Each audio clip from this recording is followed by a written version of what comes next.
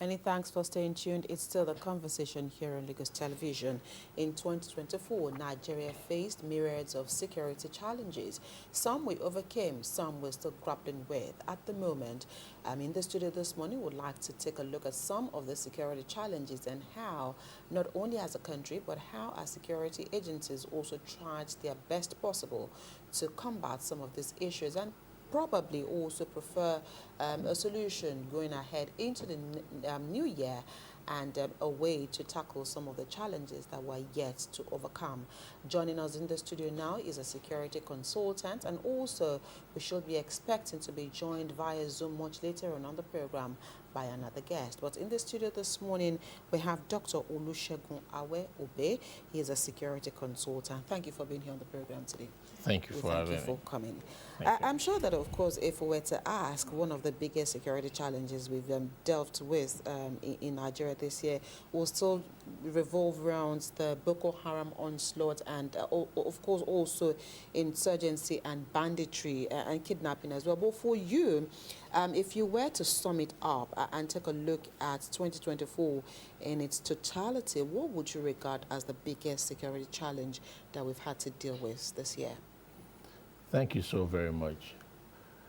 I want to start by saying that the security challenge or challenges has abated Okay.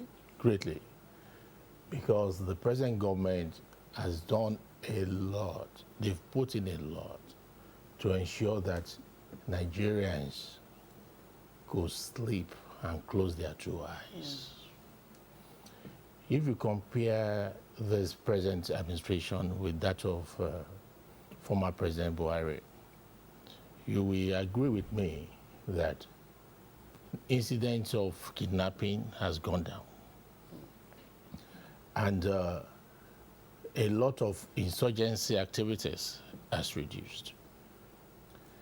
And that is a direct expanded spending of this present government in acquiring security equipment and training and retraining of our security personnel.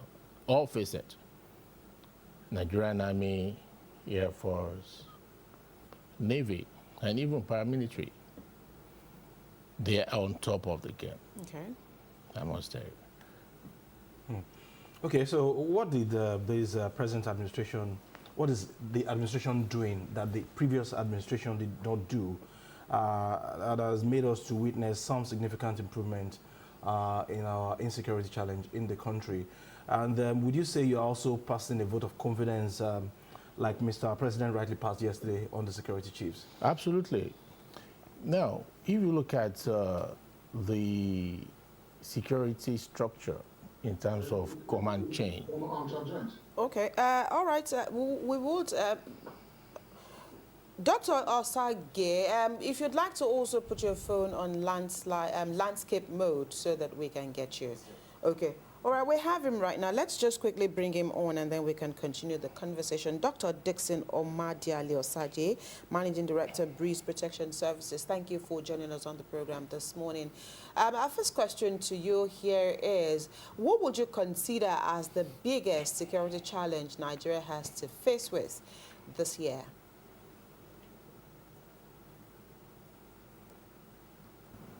Did you get my question? Well, thank you very much for having me. Good morning. Good morning. Did you get the question? Okay, I'm not sure you did. I'd like for you to tell us, what would you consider as the greatest security challenge or challenges that Nigeria has dealt with in 2024? Yeah, I got a question. Okay, I think there's a delay and he's finding it a bit difficult to hear me this morning. Let's continue with Dr. Olusegun here, and then we'll try to get that situation fixed with Dr. Dixon. So Jibala was trying to ask you if you were also confident, and because Mr. President expressed great confidence in the service chiefs during his broadcast yesterday, are you also very confident that they are doing well? And if that is it, what were some of those things that you think they brought on board that made the difference? Well, thank you so very much. I agree with Mr. President that Nigerians should be rest assured that it's on top of the game. And particularly is service chiefs. If you look at the modus operandi of the service chiefs put together, led by the CDS, right, you will agree with me that the current service chief or chiefs, they are on top of security manning situation of the country. For instance, all facets, look at the Nigerian Army, for instance. The Nigerian Army Space Command is doing fantastically well. This present government spent a lot of money to bring in unarmed area vehicles. The commonly referred to as drones, to boost the effectiveness of the Nigerian Army Space Command. And they were able to man it well and deploy it. Same with the Air Force. Right. The Tucano boosted their effort. And there are a series of bombardment of the enclaves of terrorists. Right. Right? And for the first 10 months of this outgoing year, the Nigerian government, right, spent over 77 billion naira for the first 10 months. And even last month, around October, about 14 billion naira was spent on military security equipment. Okay. Let's quickly hold your thought. I understand we have Dr. Saite back with us online. Doctor, can you hear me? Yes, I can. Okay, all right. So let's go back to the previous question which we asked you, and that is, in your own perspective, what would you consider as the greatest or the biggest security challenge Nigeria has dealt with in 2024? Thank you very much. Good morning. Merry Christmas. I'm happy New Year in advance, Lagosians and Nigerians. Thank you. We've come a long way, and it's so sad that we're still playing around with the state of insecurity in Nigeria. 15 years on, terrorists broke out since 2009, Boko Haram, 15 years now. And, you can't have your enemy playing around your doorstep for 15 years. I agree, the military are doing their best, the Nigerian security agents are doing their best. As it is, like you rightly asked, the greatest challenges in Nigeria today is kidnapping, terrorism, banditry, and that is true, which has placed us on international negative limelight in the terrorism global index. But, we need to also get the fact right that the killing of terrorists, because I saw some papers moving around that the Nigerian military have killed 1,000 terrorists, they've killed 500 terrorists. Killing of terrorists is not a sign of victory, and it should never be a sign of victory, because in every day and now, most of these terrorist guys, they are married, they have wives, there are potential terrorists here and there. Well, what brings victory is a state of peace, and that's why the Nigerian government, this administration is putting in all effort to ensure they bring the Nigerian situation to a state of peace. And when we talk about peace, we have the negative peace and positive peace. We don't want to be in a negative peace situation whereby at any given time an incident will just spring up. We want to be in a positive peace situation whereby you and I can move around, play around, carry out transactions without being coerced, without being intimidated. Okay. So I think the greatest challenges is terrorism, banditry, and kidnapping. Right. And I think the government should, put in more efforts. Okay, just a follow-up from what Dr. Olusegun said earlier on. I'd like to have your view on this. It started by saying that at least in 2024, there has been a reduction in the number of security challenges, or the number and the incessant nature of the security challenges in Nigeria. Do you also share in that opinion? Yeah, that was a fantastic position. Pre-2023, when this administration came up, We saw a lot of. I was asking if I was speaking in an international platform, BBC, some few days ago, and they were asking the disappearance of uh, uh, Fulani herdsmen and other security challenges in Nigeria. You know, pre-2023, we have a lot of situation about the Fulani herdsmen. And all of a sudden, the story about Fulani herdsmen just went to bed. Everything just died off. What happened? What went wrong? Okay. Could it be that there is some fit follow me somewhere, you know, making use of these guys to, you know, destroy the state of this country? But right now, we're not hearing about Fulani herdsmen again. And this very administration, banditry is not really on the high rise. But we could see from the publication of an agency about the number of, the amount of money the Nigerian government has spent, or Nigerians have spent, in paying for ransom, over 2 trillion naira. So I strongly believe that this administration has done well in the area of mitigation of the security threat bedeviling Nigeria, and we also need to, you know, applaud them for that. Also, terrorism breeds through publicity, and when these guys kill 5 soldiers, 10 soldiers, and it's all over the papers and all over the media, what happens? They breed strength. What happens? They get more motivated. And that is really dissipating the morale of our soldiers. But I am happy the way the media is foretelling these guys. And that's why in America or in some other part of the world, they don't give praise to terrorists. They don't show them. They don't give them accolades. So we must try to demoralize them. And moving on, I might be able to suggest some strategies that the Nigerian government will use to mitigate this spirit of threats to devil Nigeria. Okay, so for us to get things better than they are right now, what strategies do you think we should adopt? Should it be manual, or we should make use of more technology?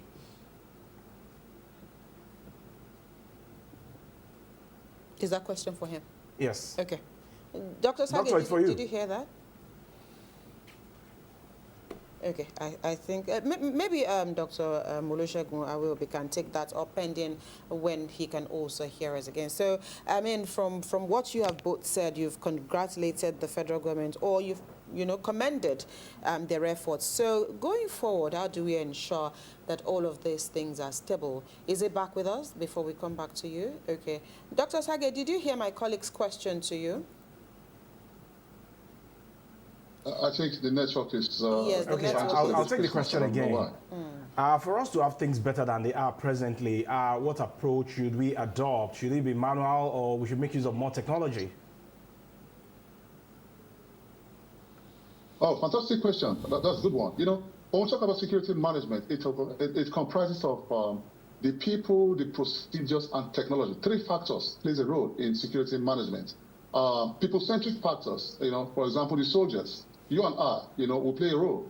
Then technology plays a very beautiful role. You know, the whole essence of technology is to, you know, carry out an area view or an area surveillance of enemy suspected position. And why technology was projected into the battlefield by some international military was because they wanted to reduce or mitigate the loss of their soldiers. Instead of a soldier to die, you send in drones to go and carry out area surveillance. And that's why I find it so disturbing when I hear that 10 soldiers, 15 soldiers, 20 soldiers of the Nigerian military are being killed. You don't train a soldier so hard and let the soldier die cheap. Right. I'm a former soldier of the Nigerian military. I joined the military 27 years ago. I know the training I undergo in becoming a soldier.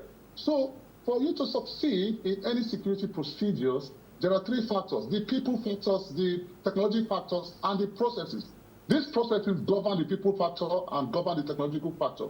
For example, if there's an enemy suspected position, let me say in the Korodi area, and you don't want to send in soldiers, you need to send in technology to go and carry out surveillance activity within that given enemy's area.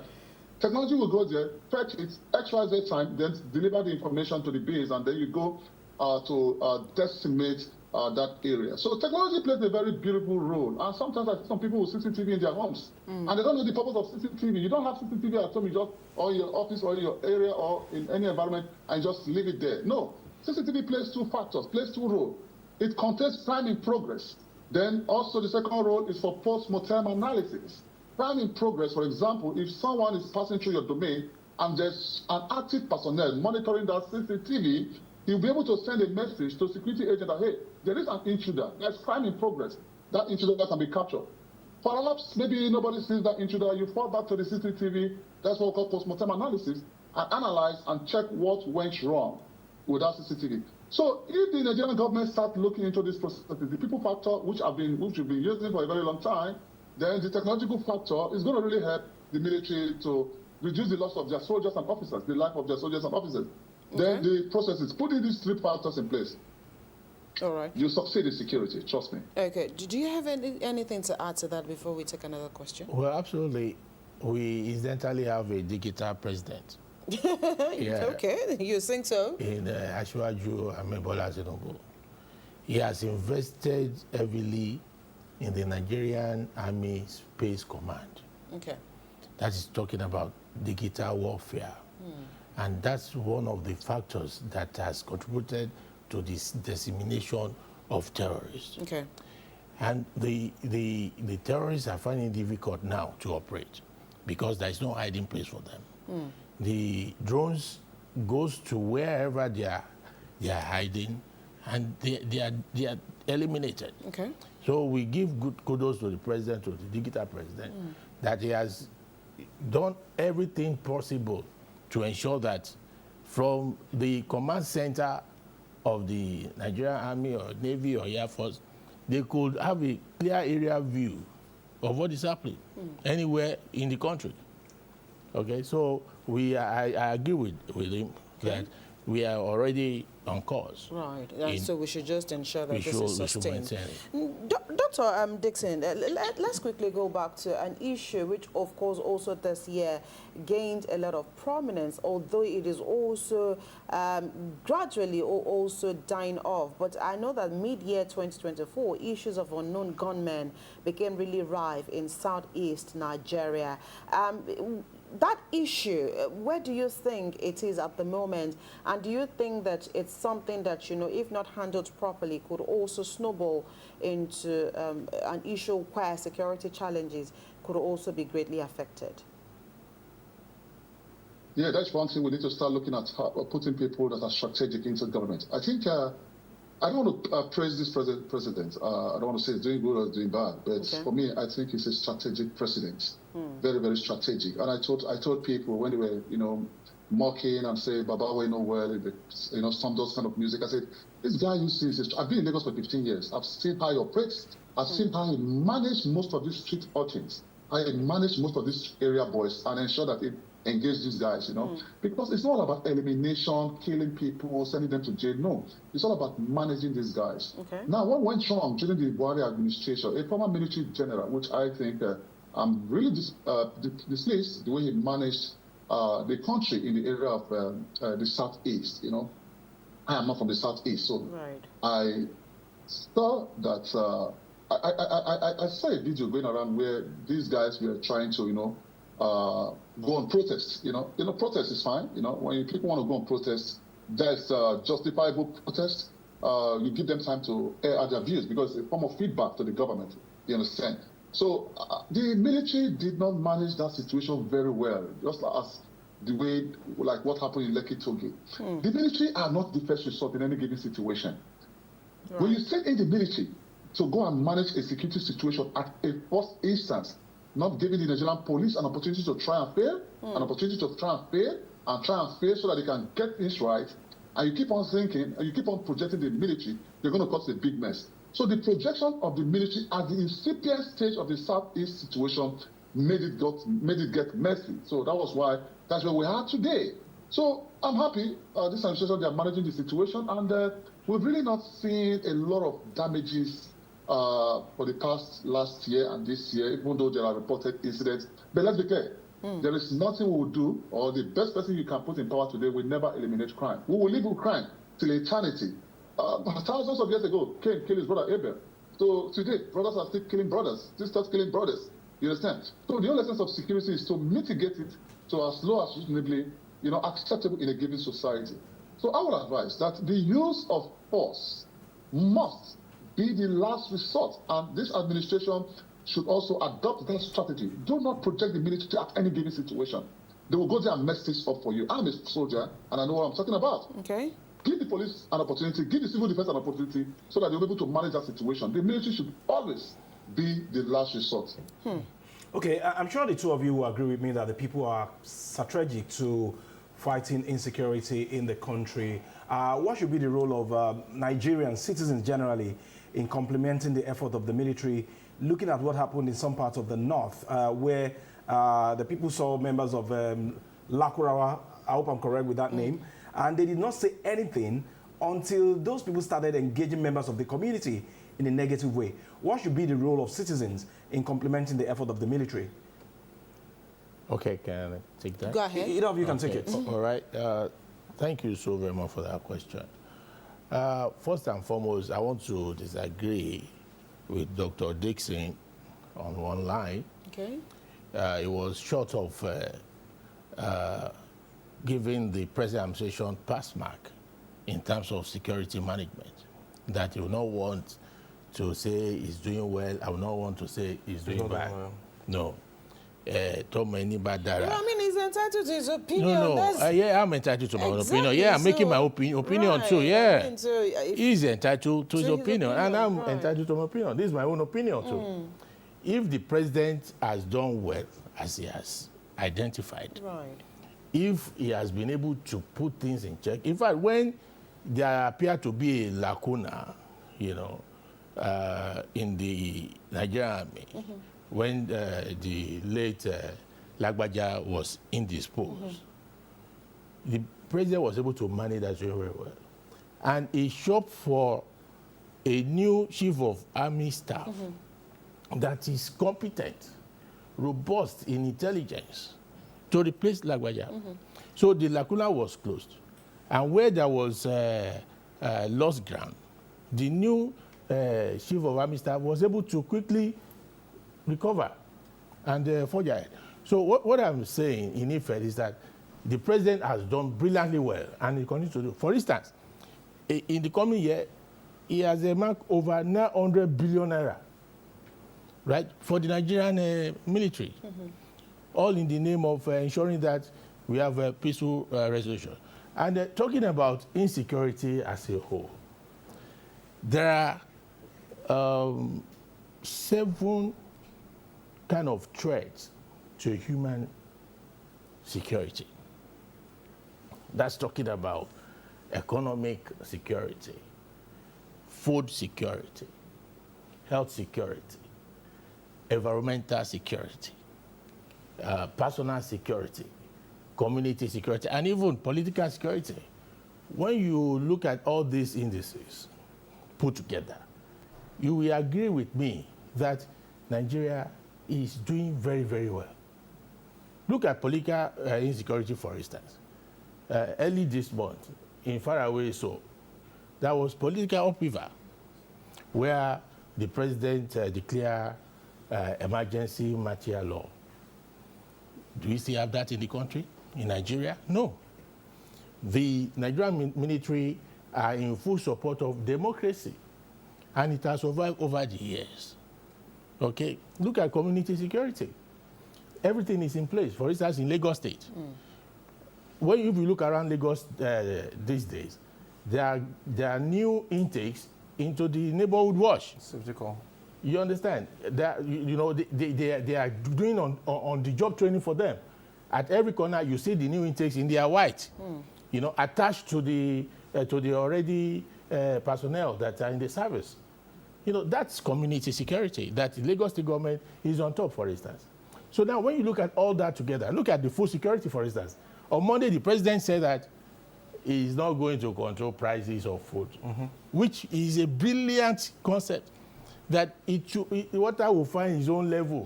When he starts pumping food into the market, the price will naturally fall. Right. So we have food security already. Okay. Okay, doctor, I think you should go to my question now. Is it still there? Oh, fantastic question. Thank you. Yes, I'm here. Sometimes when you respond to persons, you need to understand the psychological aspect of it. When I started, I told you that this president is a strategic president, and I strongly believe in him. Agreed. When I said that I don't want to praise him, many years ago, my father taught me about the side effect of taking too much of praise, and that's what made me who I am today. He's doing well, but I said I don't want to praise him. It's Let fine. him You can go to the question. Let's just take that. Yeah. So what is the people-centric role? Counterterrorism is multidimensional approach. Most times we leave it to the military. We think the military are solely responsible for counterterrorism. No, it's a multidimensional role. But over the years, the people have lost trust in our security agency, like what's played out in the Northeast, whereby some one or two bad elements, will give the terrorists information where would inform the terrorists how they got their information. There was a village in Borno State. Terrorists went there some few years ago and decimated a lot of people, killed wives, husbands, children. Why did they do that? They said they were the one passing information to the military. And if we must get the people's confidence back, we must flush the bad eggs within our security agent. Nobody want to put his life at risk. Okay. I'd like for us to touch another issue before we allow you go this morning. I know you spoke about it briefly, and that is the fact that as a country, we must begin to deploy the police more as against using the army, to quell situations when they occur. And this year alone, we had issues with multiple protests, and if not handled properly, they were also able. Can you still hear me? It's not. Okay. So going into the next year, peradventure, how best can we handle issues around protests, and how should police conduct themselves and the crowd when these issues occur? Fantastic question. Last 2 months, I conducted training for about 120 RRS officers in Lagos, and what we talk about is management of disruptive behavior. Because as a police officer, if you don't have the skills to manage disruptive behavior, you'll not get it right. And also, we talk about protest management, you understand? So for me, I think moving forward, we want to get it right. First of all, training is very important. If there's an incident or if there's a crisis in a given situation, don't just protect any person or just send some soldiers. There should be a special department that are trained on management of disruptive behavior and that are trained on protests. On issues of protest, you understand? That is crisis management or crowd management. Because first of all, we need to identify the types of crowd formation. We have the expressive crowd, we have the spectative crowd, we have the hostile crowd. For you to respond with force, this crowd, are they hostile? If they're not hostile, you don't need to respond with force. For you to respond with force, this crowd, are they expressive crowd? That is people that comes out from protest. I talk about expressive crowd. When you come out for protest to say, no, we no go grill, we no go grill. It's an expression if it doesn't go violent. Hostile crowd.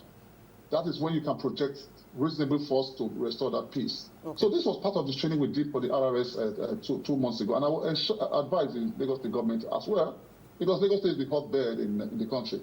So train most of these officers and ensure we have a specific department where we have trained officers and men that can respond to crisis situations. Not when you go out there and somebody says you are very stupid, you are a useless police officer, and you slapped him. No, you must be able to take insult as an officer. That's what you are trained to do. You must be able to, assimilate the situation and manage this crisis. So management of process is very important, but training is essential for these guys that are managing, not because you are holding a gun. That qualifies you to manage a protest or a crisis situation. No, that does not qualify you to manage a crisis situation. What qualifies you is requisite training that goes in line with the formative of crowd, the crowd dispersal, crowd management. Then I will advise the Lagos State government to establish a crowd dispersal unit that will respond to crowd in the case of any of these incidents. So they don't send in the police or the soldiers. All the time. They should fetch them from military, police, and just have a group of guys from multi-department, maybe police, army, airport, just like agencies, just like OP Mesa. Just put them together, train them, and let them respond to crisis situations. Just let me quickly. It's fine. You will respond. Let's just quickly hold on that. I need to let Dr. Dixon go, and so you can respond to that. But then, so that we also do not keep him here. Thank you so much, Dr. Dixon Omadi Ali Osaje, Managing Director, Breeze Protection Services, for finding time to join us on the program today. We appreciate your thoughts. I appreciate you. Thank you for what you do for the Nigerian people. Thank you. Merry Christmas. To you too. Yes, talking about training security personnel and what Nigerians can do to ensure that they contribute to the security development and protection of Nigerian people. For instance, my organization, Global Transport Policy, led by Dr. Segun Musa, for the past 6 months, he has been sponsoring and training personnel, security personnel and paramilitary personnel in this country, in Lagos State, for instance. We have trained Nigerian Security and Civil Defense Corps. We have trained Nigerian Immigration Service, Lagos State Command. We have trained Nigerian Police, Lagos State Command on emotional intelligence and leadership skill at a 5-star hotel, free of charge, sponsored by Dr. Shogun Musa. So that's one of our contributions, you know, and we're still going to continue in the new year to ensure that our military personnel and paramilitary personnel are on top of their game. Okay, talking about the new year now, 2025, what do we need to do beyond the huge budgets that is allocated to defense in the year 2025 budget? How do we consolidate on the gains that we have made in 2024 to make 2025 better than what we have now? Yeah, thank you so very much. For instance, it has to do with a lot of training and retraining, first and foremost. A lot of appraisal of personnel, a lot of welfareism packages, okay, to ensure that those that are sent out there in the cold, in the bushes, they believe that they are well taken care of, that if anything should happen, God forbid, their family will be taken care of by government. So with that in place, you know, with food in your mouth, on your table and money in your pocket, there is no way that you won't achieve your targets. So the Nigerian military ought to be supported more. You know, we're talking about availability of funds to acquire equipment, to acquire aircraft to ensure that they have equipment, they have night goggle, you know, and all the rest. Now, what about the welfareism? It is a must. As they are taking care of their equipment, they are taking care of their body and soul. Okay, so with that in place, you see that you are a very, very confident Nigerian soldier, for instance, Nigerian military, and ready to defend the integrity of the nation. All right, as we wrap up this conversation today, we do know that we've talked about a bit of the security challenges Nigeria has faced this year, a peep into next year, and how to ensure that at least Nigeria is safer for all citizens. What are your thoughts for the present administration, especially the security, the service chiefs, including the IGP, the Chief of Army Staff, Naval Staff, and all? What should they be bringing on board next year so that Nigeria will continue to be a better place to live in? Well, thank you so much. Like the president said on Monday, he has the best team ever to be assembled, both in the cabinet and in the military. They are doing a fantastic job. These are men that day and night, they are working around the clock, okay, ensuring that they deliver on the mandate. Now, going into the new year, the team should do more of appraisal, self-appraisal of their operations. We are out here, they are in there. They know more than we do where they are lacking. Okay, there has to be a critical self-appraisal by all these state actors to ensure that they come up with strategies, okay, that will enable them to consolidate on the gains, right, they have achieved. And talking about the Southwest, for instance, the problem in Southwest appear to persist because of most of the attacks that comes into that area are cross-border attacks. Okay. Okay. So the governors also have a role to play here, that's what you're saying? They are already doing that because they have engaged vigilante groups, they have engaged private security companies, you know, particularly in the Southwest, to ensure that security of that area is top-notch. Okay. All right, we'll have to leave it here this morning. Thank you so much, Dr. Olusegun Awelbe, security consultant, for helping us find, you know, a balance in this conversation today. We appreciate you. Thank you so very much. All right, that's the much we'll take on the conversation this morning. Many thanks for watching. We'll take a quick break. When we return, it will be the turn of Adebimbe and Joy to take you through their Lagos. Thank you. The views expressed on this program do not represent that of the producer, management,